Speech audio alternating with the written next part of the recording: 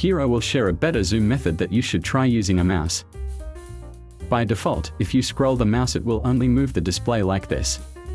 Only when pressing Alt zoom in and zoom out works. Then how do you zoom in and zoom out without pressing Alt? Method, open Properties and click Preferences. Activate Zoom with mouse wheel. And press Enter. And now you can zoom in and zoom out without having to press any buttons.